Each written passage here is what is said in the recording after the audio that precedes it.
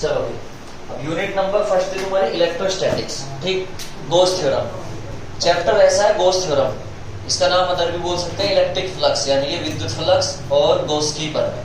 ठीक है, पहले हम पढ़ेंगे विद्युत फ्लक्स। तो अगर हम बुक के अकॉर्डिंग चले तो विद्युत फ्लक्स पढ़ोगे, यानी कि इलेक्ट्रिक फ्लक्स पढ़ोगे। बट मैं इससे पहले तुम्हें कुछ छोटी छोटी चीजें बता रहा हूं जो कि तुम्हारे लिए काफी इंपॉर्टेंस होगी अगर चीजों को समझना है। ठीक है, तो एक वर्ड होता है हमारे पास, एक होता है सदिश क्षेत्रफल। सदिश क्षेत्रफल इसे बोलते हैं एरिया वेक्टर। एरिया वेक्टर, ठीक है।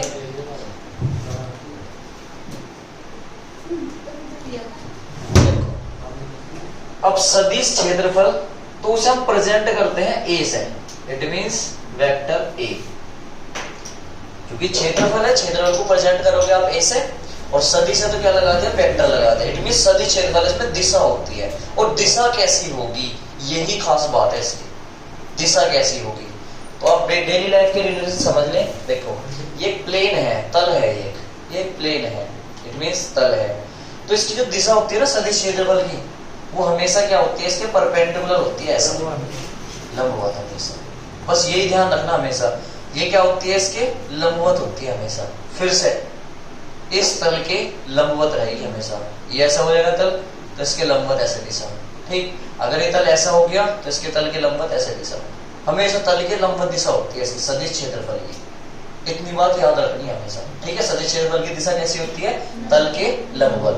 तो मैं इसे बता देता हूं, सदिश क्षेत्रफल की इसकी दिशा हमेशा या सदैव तल के लंबवत होती है। यही बात ध्यान रखनी है बस तुम्हें, और बस काम हो जाएगा तुम्हारा, ठीक। तो मैं बताता हूं तुम्हें विद्युत फ्लक्स, इलेक्ट्रिक फ्लक्स, विद्युत फ्लक्स। इट मींस हम इसे बोलते हैं इलेक्ट्रिक फ्लक्स। अब देखो, अगर बुक के अकॉर्डिंग चलो, फॉर्मूले के अकॉर्डिंग बताऊंगा, दो डेफिनेशन बताऊंगा मैं तुम्हें इसकी, दो डेफिनेशन। एक पेज दे दो मुझे, वेस्ट हो जो पेज हो, वेस्ट। देखना अब यहाँ पे ये क्या है आपके, देखो मैं यहां बनाता हूं,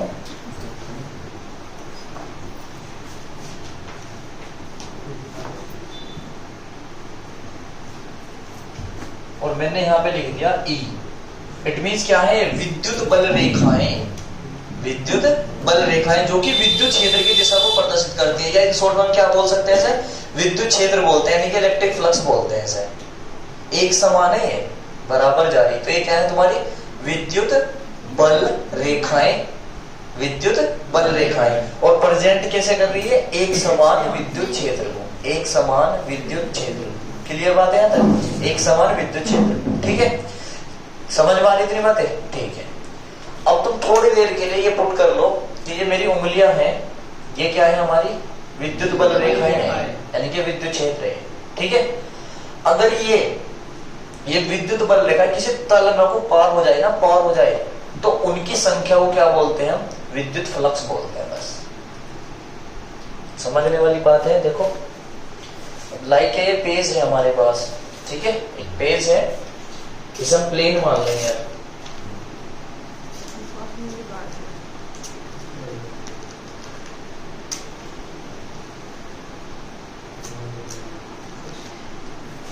अब जैसे ये पेज है, अब ये तुमने क्या पुट कर ली कि विद्युत बल रेखाएं हैं, ठीक है। अब जितनी इसमें क्रॉस होके जाएंगी ना, ये जितनी भी इसमें क्रॉस होके जाएंगी, ये मैं क्रॉस कर देता हूँ इसको, ये ऐसे। अगर आप इधर से देख रहे, इधर की साइड से, इधर की साइड से देख रहे, तो ये क्या है, अभी विद्युत बल रेखाएं हैं, ये क्या है विद्युत बल रेखाएं। लेकिन ये इस तल में क्रॉस होके गई नहीं, इस तल में क्रॉस होके चली गई, इट मींस 1 2 3। अब ये विद्युत बल रेखाएं नहीं गई, अब इनकी संख्या क्या कहलाती है, विद्युत फ्लक्स, यानी कि ये है विद्युत फ्लक्स। यो नहीं काउंट होने इसमें, यो काउंट नहीं होगी, ठीक है। ये क्या है तुम्हारी विद्युत फ्लक्स है। समझ में आ रही बात है। इट मींस हम परिभाषा दे सकते हैं कि किसी विद्युत बल रेखाओं की वह संख्या, विद्युत बल रेखाओं की वह संख्या जो किसी तल में के तल से होकर गुजरती हो, किसी तल से होकर गुजरती हो, विद्युत फ्लक्स कहलाती है, इलेक्ट्रिक फ्लक्स। आ गया कुछ समझ में? दोबारा समझ लो, विद्युत फ्लक्स क्या होगा तुम्हारा? विद्युत बल रेखाओं की वह संख्या, विद्युत बल रेखाओं की वह संख्या जो किसी तल से होकर गुजरती हो, क्या कहलाती है? हमारी विद्युत फ्लक्स कहलाती है, इलेक्ट्रिक फ्लक्स कहलाती है। आगे क्या बात समझ में? ठीक है। दूसरा, अगर इसके डेफिनेशन की बात करूं फॉर्मूले के अकॉर्डिंग, तो इसके अकॉर्डिंग तो मैं क्या बोल रहा हूं, अब किसी तल से पास करा रहे तुम इसे, तो मैं यहां तल बना देता हूं, देखो फिर समझना ये कैसे निकली है।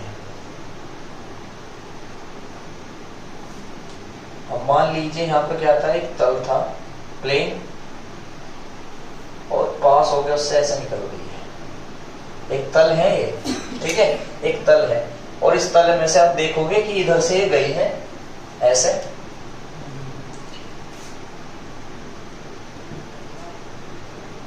ये इसमें वो गई है और यहाँ पे क्रॉस होकर इसके अंदर से निकल रही है, तो ये सब की सब क्या है? विद्युत फ्लक्स है, ठीक है। और जब प्रेजेंट करते हैं हम फाई ई से, फाई ई से, ठीक है। दोबारा परिभाषा क्या है विद्युत फ्लक्स की? कि विद्युत बल रेखाओं की वह संख्या जो किसी तल से होकर गुजरती हो, वो क्या कहलाती है? हमारी विद्युत फ्लक्स कहलाती है। ये तो पहली परिभाषा हमारी, ये परिभाषा कौन सी है? पहली। तो मैं ये लिख देता हूं, फिर दूसरी परिभाषा फॉर्मूले के अकॉर्डिंग बताऊंगा। तो देखो ये ऐसे बोल सकते हैं, किसी तल से होकर गुजरने वाली विद्युत बल रेखाओं की संख्याओं को विद्युत फ्लक्स बोलते हैं। ऐसे भी तो बोल सकते हैं कि किसी तल से होकर गुजरने वाली विद्युत बल रेखाओं की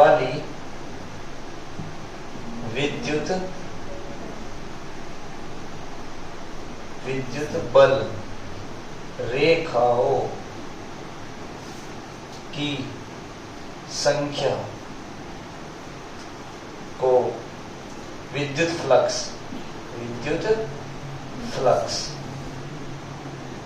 कहते हैं। बताओ बात समझ में आ रही क्या?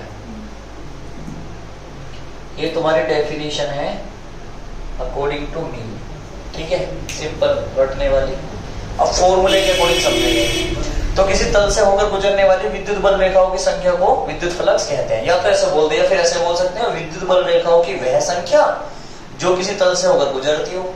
रटने की जरूरत है नहीं, मैंने तुम्हें बता दी। विद्युत बल रेखा जो किसी तल से होकर गुजरती है उनकी संख्या को क्या बोलते हैं? विद्युत फ्लक्स बोलते हैं। इट मींस ये सारी की सारी अब क्या है? ये सारी की सारी क्या है? सारी तुम्हारी विद्युत फ्लक्स है। महाभारत देखा? महाभारत में जब भीष्म पितामह बाण की सैया में लेटे रहते हैं ना, तो वे तीर जितने उनके अंदर को पार होकर गए हुए हैं सब गए। अब तीर नहीं रहे, क्या हो गए वे लास्ट में? विद्युत फ्लक्स होगी। ऐसा समझ सकते हो, ठीक है। उन अर्जुन के तीरों को ये मान लो विद्युत बल रेखाएं हैं, विद्युत क्षेत्र है, और वे भीष्म पितामह के पार होकर चली गई, ठीक है। अब वे जो नीचे उन पर लेटे हुए हैं, यानी कि वे नीचे के नीचे सारी के सारी क्या है? विद्युत फ्लक्स है। सिंपल है, डेली लाइफ से डिनोट कर लो, समझ में आ जाएगी। जब भी महाभारत देख लो, देख तुम समझ जाना फिजिक्स से, ठीक है। हर जगह फिजिक्स है भाई, फिजिक्स थी हमारी महाभारत में। अब दूसरी देखो विद्युत फ्लक्स क्या कहता है। विद्युत फ्लक्स का फॉर्मूला होता है phi E equal to E dot A. It means इस विद्युत क्षेत्र की, और डॉट प्रोडक्ट क्या होगा? सदिश क्षेत्रफल इसका, जो अभी मैंने 2 मिनट पहले बताया था। इसकी दिशा हमेशा लहर के लंबवत होती है। तो इसमें क्या है हमारा? सदिश क्षेत्रफल है, और सदिश क्षेत्रफल भी क्या होगा? इसके लंबवत ही तो होगा। बताओ, ये सदिश क्षेत्रफल भी तल के लंबवत होगा नहीं होगा? ऐसा समझ सकते हो आप कि अगर ये क्या है इसका सदिश क्षेत्रफल हो गया तल के लंबवत, और जो विद्युत बल रेखाएं थी वे भी तो इसमें क्रॉस होकर गई है। जो विद्युत बल रेखाएं आई थी वे भी तो इसमें क्रॉस होकर गई है, तो वे भी तो लंबवत होगी। तो दोनों के बीच में एंगल कितना? 0। समांतर है तो 0, बिल्कुल सही। यही बात ध्यान रखनी, इन दोनों के बीच में एंगल कितना बनना है यहाँ पे? 0। अब जब मैं परिभाषा लिखूंगा वो लिखूंगा लंबवत। लंबवत के लिए तुम्हारे दिमाग में आएगी कि यार 90 डिग्री होना चाहिए, बट परिभाषा देखना, परिभाषा क्या दे रहा मैं, डेफिनेशन क्या दे रहा, पहले तो ये समझो। यहां से कि phi E equal to E dot A, dot product हटाते हैं तो क्या लगाते हैं, कोस थीटा। तो ये बन जाएगा ई ए कोस थीटा। बताओ समझ में आ गई ये बात है। डॉट प्रोडक्ट हटाया तो क्या लग गया, कोस थीटा। सही है। अब जो थीटा है वो किस किस के बीच का कोण है, ई तथा ए के बीच का कोण, it means angle between E and A. ठीक है, ये तल का क्षेत्रफल है। क्लियर बात समझ में आई, आगे देखते हैं। तो phi equal to E dot A. मुझे एक बार बताओ, ई और ए के बीच में एंगल तो कितना, 0। तो रखो यहाँ पे phi E equal to E ए कोस 0, और कोस 0 की वैल्यू +1। तो ये खत्म। तो बना हमारे पास phi E equal to E ए। अब यहां से डेफिनेशन देनी। अब डेफिनेशन देने में तो सिंपल दे सको तुम क्या, कि किसी विद्युत क्षेत्र और तल के क्षेत्रफल के गुणनफल को, विद्युत क्षेत्र व तल के क्षेत्रफल के गुणनफल को, गुना हुई ना, गुणनफल को विद्युत फलक कहते हैं। नहीं, गलत है। आगे की चीजें तो बताओ, कौन कैसे कैसे बना। परिभाषा सुनना। हमने क्या कराया था, ये हमारे पास क्या था, विद्युत फोर्स लाइन थी, यानी कि विद्युत बल रेखा थी, ये थी हमारी।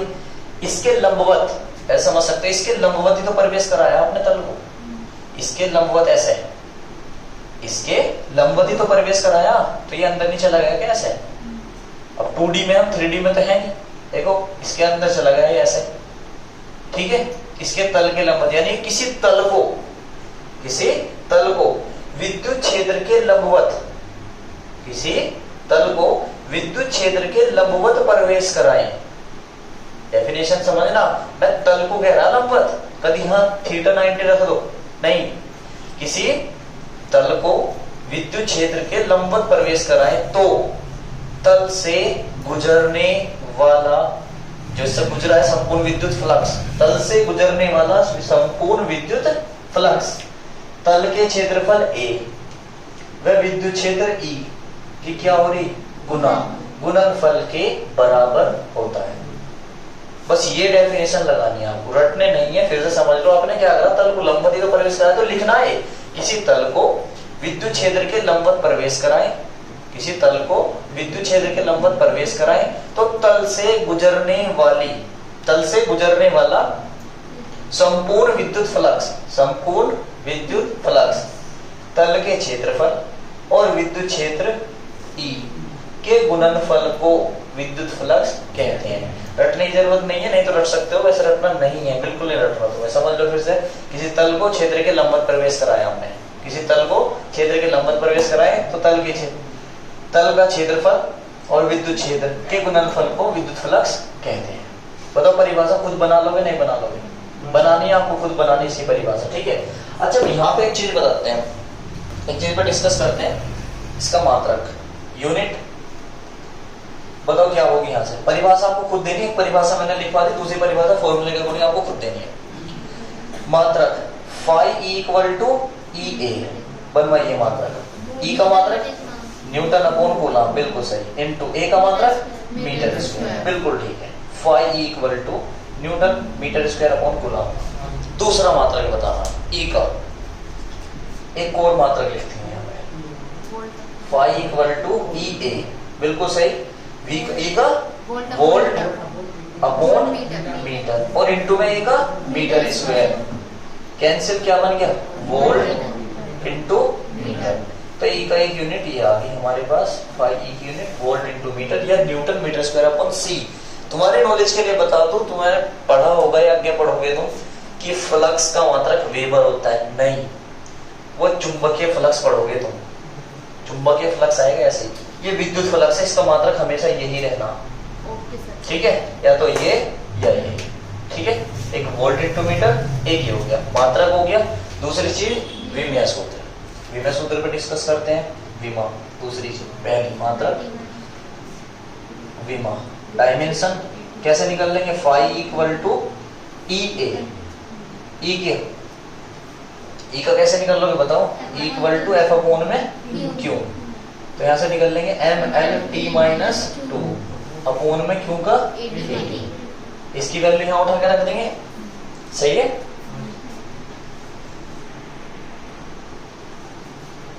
देखो तो ये बन गया तुम्हारा m l, t ऊपर जाएगा t माइनस 3, a ऊपर जाकर a माइनस 1। बताओ यहाँ तक क्लियर हो गया? इसे यहाँ पे रखो, m l t minus 3 a minus 1, a की L2 क्षेत्रफल है तो L2, कभी a ही रख दो इन्हें, एक तो ये आ रहा माइनस में, एक ये रख दो काट के इन्हें, ठीक है, वो ये क्षेत्रफल है। तो हमारे पास बना क्या, m 2l और 1l L3 t माइनस 3 और a माइनस 1, ठीक है। किसी बच्चे को समझ ना आए कि a की जगह a माइनस कैसे आ गया, तो बेटे e की वैल्यू रखी यहाँ पे, a की वैल्यू L2, ठीक। ये आ गया हमारी विमा। अब मुझे तीसरा सबसे टफ क्वेश्चन बता दो, तुम राशि कैसी है अगर अच्छे से पढ़ रहे हो? सदिश, वाई वाई एक से देखो, एक चीज समझो, मैंने तुम्हें एक चीज बताई थी फर्स्ट ईयर में कि सदिश आप अच्छा मानो, अदिश आप बुरा मान लो। अदिश की अदिश में गुना करोगे, इट मींस स्केलर की स्केलर में करोगे तो स्केलर ही आएगी, ठीक।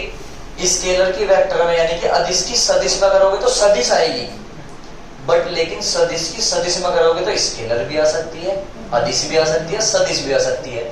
तो ई भी सदिश है और ये पहले लिखना सदिश क्षेत्रफल, ये भी सदिश है, दोनों वेक्टर लगना, तो दोनों सदिश सदिश है। और सदिश सदिश से अदिश भी हो सके, सदिश भी हो सके, यहाँ तुक्का मार रहे तो सर अदिश भी है सदिश भी है, बट लेकिन रीजन बताओ मुझे, सदिश है तो क्यों है, अदिश है तो क्यों है? बेटे तुक्के मारने से कुछ नहीं होता, फर्स्ट ईयर तभी कहते हैं, फर्स्ट ईयर अच्छे से पढ़ करो। देखो मैंने कहा था डॉट प्रोडक्ट जिसमें आएगा, जिसमें कोस थीटा आएगा डॉट प्रोडक्ट आएगा अदिश, और जिसमें साइन थीटा क्रॉस प्रोडक्ट सदिश, ठीक है। तो ये कौन सी राशि हुई, अदिश। समझ में आ रही है बातें? बेटे फर्स्ट ईयर में बताया था मैंने तुम्हें, अगर सदिश की सदिश में करते तो अदिश भी आ सकती है, सदिश भी आ सकती है। यार इनकी मल्टीप्लाई करके ये आया, इससे ये नहीं दोनों आए, इनकी मल्टीप्लाई करके ये आया। तो जब डॉट प्रोडक्ट लगा रहा है ना, डॉट जब कोस थीटा लग रहा है, उसके पास वाला अदिश होता है हमेशा, उसके सामने वाला क्या होता है, अदिश। अगर यहाँ साइन होता तो सदिश होता, सही है। तीनों चीज कंप्लीट होगी, इसे नोट करो इलेक्ट्रिक फ्लक्स को।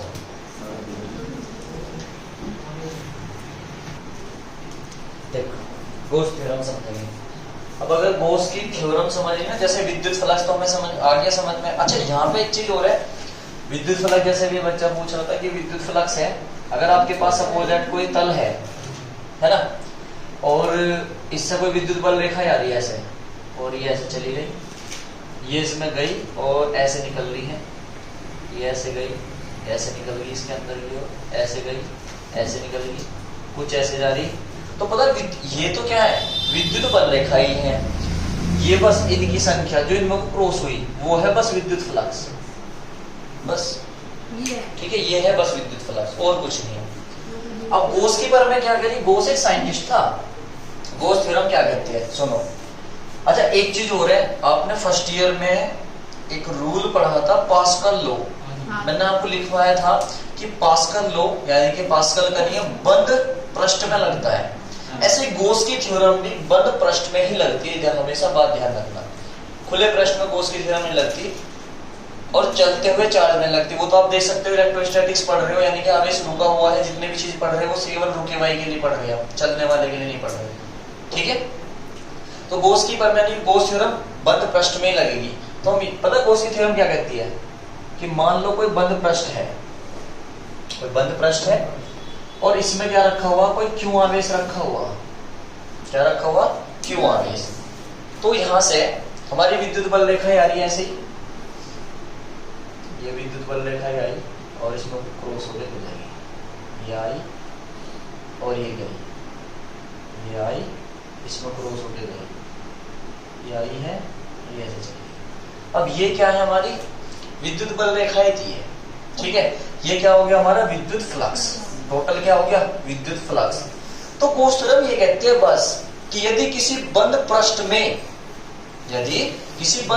में क्यों आवेश रखा हो तो, किसी बंद पृष्ठ में क्यों आवेश रखा हो तो उस पृष्ठ से, ये वाला पृष्ठ, इस पृष्ठ से गुजरने वाला संपूर्ण वैद्युत फ्लक्स उस आवेश का 1/ε0 गुना होता है। और का मतलब मैं पढ़ रखा गुना। फिर से, यदि कोई किसी बंद पृष्ठ में क्यों आवेश रखा हो, लिख देता हूं, किसी बंद पृष्ठ में क्यों आवेश रखा हो तो उस पृष्ठ से कौन से पृष्ठ से, जिसमें आवेश रखा है, तो किसी बंद पृष्ठ में क्यों आवेश रखा हो तो उस पृष्ठ से, इस पृष्ठ से गुजरने वाला यानी कि जो गुजरा है, कौन गुजरा, विद्युत फ्लक्स, गुजरने वाला संपूर्ण, ध्यान देना, संपूर्ण यानी कि टोटल, संपूर्ण विद्युत फ्लक्स। और विद्युत फ्लक्स क्या था हमारा, फाई ई, संपूर्ण विद्युत फ्लक्स उस आवेश का, यानी कि इस आवेश का, उस आवेश का 1/ε0 गुना होता है। गोस थ्योरम है, खत्म बस। ठीक है, सिंपल है, बहुत सिंपल। क्या, किसी बंद पृष्ठ में क्यों आवेश रखा हो तो इस पृष्ठ से गुजरने वाला संपूर्ण विद्युत फ्लक्स यानी कि फाई ई उस आवेश का, यानी कि इस आवेश का 1/ε0 गुना होता है। और का मतलब आपको पता होता है कि गुना, ठीक है, यानी कि Q × 1/ε0। ये आपकी क्या है, गोस थ्योरम। या हम इसे ऐसे लिख सकते हैं, फाई ई = Q/ε0। ये गोस थ्योरम है और ये हमेशा बंद पृष्ठ में लगती है। इसे ध्यान देना हमेशा, ये बंद पृष्ठ में लगती है, बंद पृष्ठ और संपूर्ण विद्युत फ्लक्स, दो चीज याद रखना हमेशा। ठीक है, एक तो बंद पृष्ठ में लगेगा, संपूर्ण विद्युत फ्लक्स। समझ आ गई, कोई ज्यादा टफ तो नहीं है इसमें। ठीक है, कि गोस की थ्योरम है, किसी बंद पृष्ठ में क्यों आवेश रखा हो तो उस पृष्ठ से गुजरने वाला संपूर्ण विद्युत फ्लक्स फाई ई उस आवेश का ε0 गुना 1/ε0 गुना होता है। ठीक है, अब इसका हम करते हैं प्रूफ, कि प्रूफ कैसे करेंगे सर, प्रूफ करना सर। तो प्रूफ करने से पहले काम करो, आप यहां तक का नोट कर लो, इसमें थोड़ा सा चेंज करूंगा मैं डायग्राम में, यहां तक का नोट कर लो, चेंज करूंगा इस डायग्राम को, थोड़ा सा चेंज करेंगे।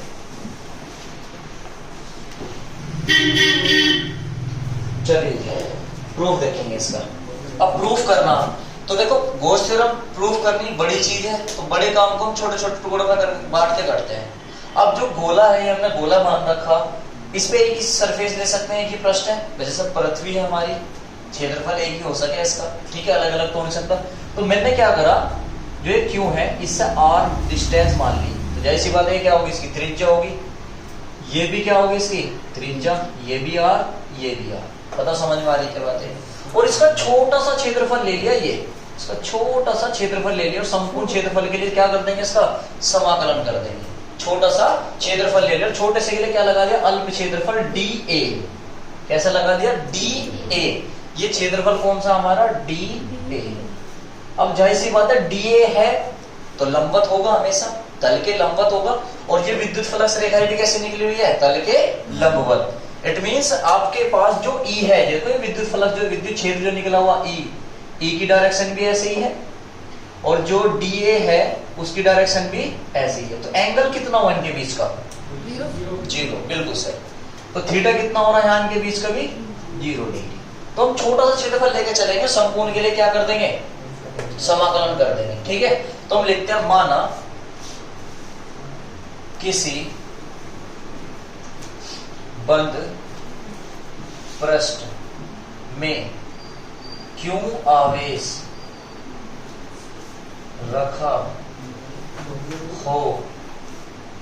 रखा है रखा है। अब ये रखा है क्यों आवेश? अब यदि उस पृष्ठ के छोटे से क्षेत्रफल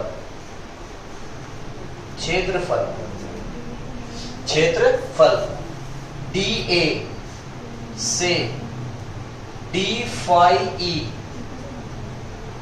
फ्लक्स गुजरता हो तो, अब बात समझने क्या लिखा मैंने, देखो एक बात बताओ, टोटल से तो संपूर्ण निकल रहा भाई, छोटे से क्षेत्रफल से कुछ तो निकल रहा होगा, छोटा सा निकल ही रहा होगा, थोड़ा सा क्षेत्रफल गया होगा, निकलता होगा इसका। किससे क्या निकला? फ्लक्स डी फाई निकला। डी फाई का मतलब छोटा सा फ्लक्स निकला, एक दो लाइन ही निकली इसमें से। आगे क्या बात समझ में? छोटा सा क्षेत्रफल लिया, छोटे से क्षेत्रफल से क्या निकलेगा? छोटा सा क्या निकलेगा? फ्लक्स निकलेगा। ठीक है, तो विद्युत फ्लक्स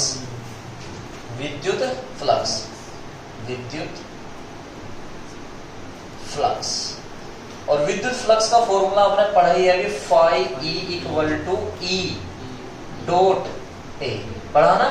जब हमने छोटा सा क्षेत्रफल लिया तो यहाँ क्या लिख देंगे हम? D phi. ई तो संपूर्ण ही है, विद्युत क्षेत्र तो संपूर्ण है। डी छोटा क्षेत्रफल है तो डी ए, ये छोटा सा क्षेत्रफल है। क्लियर यहाँ तक? अब आपको पता है डी फाई ई आपके पास एज इट इज रहेगा, डॉट प्रोडक्ट हटाएंगे तो क्या लगेगा? ई डी ए कोस थीटा। यहाँ पर जो थीटा है वो कितना है? यहाँ पे 0। बहुत बढ़िया। तो यहाँ पे आपके पास बनता है डी ए कोस 0, और कोस 0 की वैल्यू कितनी बन जाती है बेटे? 1। बताओ यहाँ तक क्लियर? तो बन गया ई डी ए, तो बन गया डी फाई ई। यहाँ तक क्लियर है? छोटा सा क्षेत्रफल आ गया निकलने वाला। संपूर्ण के लिए क्या करेंगे? समाकलन कर दो। आ जाओ।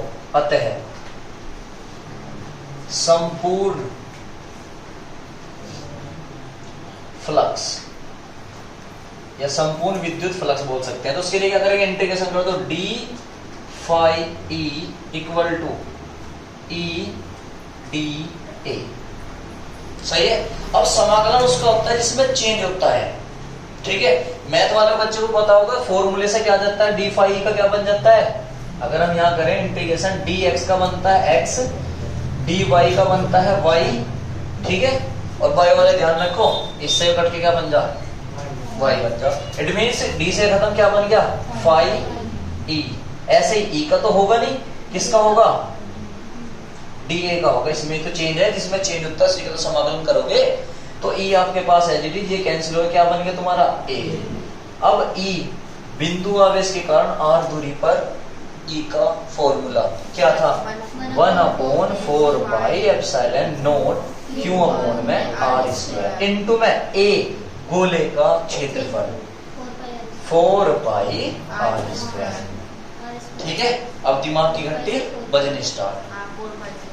4 से 4, पाई से पाई, आर स्क्वायर से आर स्क्वायर, क्या बच गया? 1/4 एप्सिलॉन नॉट इनटू क्यू। समझ में आ गई क्या बात है? This implies phi E equal to Q into 1/4 epsilon nought. और ये क्या है? यही गोस थ्योरम है, डीजे गोस थ्योरम, हेंस